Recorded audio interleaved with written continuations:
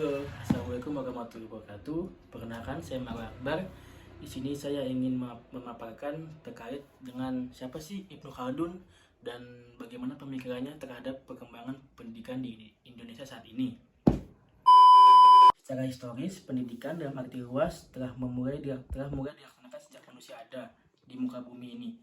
Seiring dengan perkembangan peradaban manusia, berkembang pula isi dan bentuk, termasuk perkembangan penyelenggaraan pendidikan.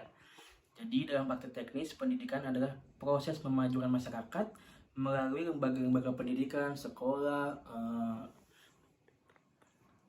perguruan tinggi, atau lembaga-lembaga lain. Pendidikan mentransformasi warisan budaya, yaitu pengetahuan, nilai-nilai, dan keterampilan dari generasi ke generasi. Nah, siapa sih Ibnu Khaldun tersebut?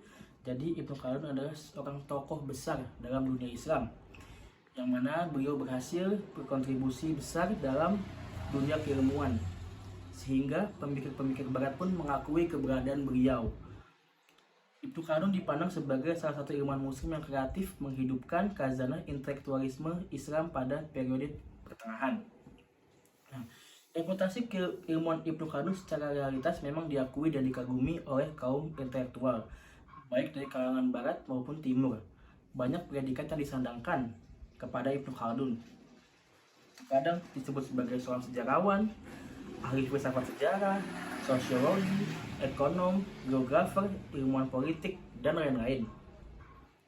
Banyaknya predikat yang disandang ini membuktikan bahwa Ibnu Khaldun adalah seorang cendekiawan muslim yang mempunyai keilmuan yang hampir menyentuh seluruh sendi-sendi kehidupan di manusia.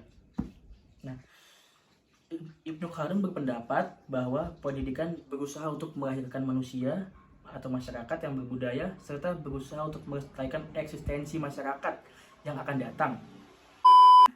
Konsep pendidikan menurut Ibnu Khaldun adalah memberikan suatu analisis secara fenomenologi terhadap rumusan pendidikan, peran, dan fungsi pendidikan yang telah dihasilkan oleh Ibnu Khaldun melalui berbagai pengalaman dan pengamatannya.